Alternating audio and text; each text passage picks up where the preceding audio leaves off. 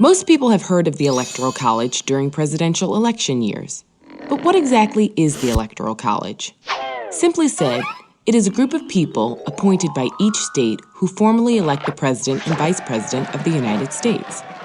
To understand how this process began and how it continues today, we can look at the Constitution of the United States. Article 2, Section 1, Clause 2 of the Constitution. It specifies how many electors each state is entitled to have. Since 1964, there have been 538 electors in each presidential election. How did they decide on the number 538?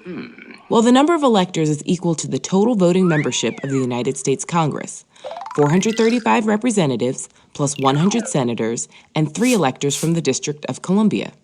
Essentially, the Democratic candidate and Republican candidate are each trying to add up the electors in every state so that they surpass 270 electoral votes, or just over half of 538 votes, and win the presidency. So how do states even get electoral votes? Each state receives a particular number of electors based on population size. The census is conducted every 10 years, so every time the census happens, states might gain or lose a few electoral votes. Let's say you're a voter in California, a state with 55 electoral votes. If your candidate wins in California, they get all 55 of the state's electoral votes. If your candidate loses, they get none.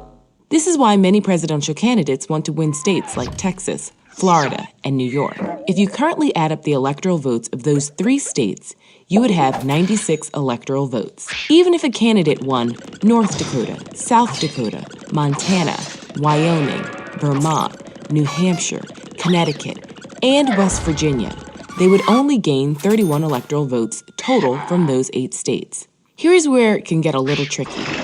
On a rare occasion, like in the year 2000, someone can win the popular vote but fail to gain 270 electoral votes. This means that the winner may have won and collected their electoral votes by small margins, winning just enough states with just enough electoral votes, but the losing candidate may have captured large voter margins in the remaining states.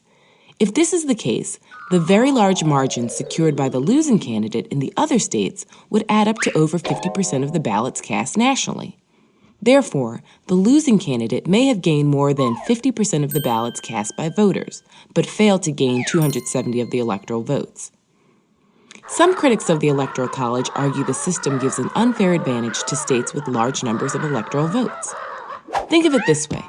It is possible for a candidate to not get a single person's vote, not one vote, in 39 states or the District of Columbia, yet be elected president by winning the popular vote in just 11 of these 12 states: California, New York, Texas, Florida, Pennsylvania, Illinois, Ohio, Michigan, New Jersey, North Carolina, Georgia, or Virginia.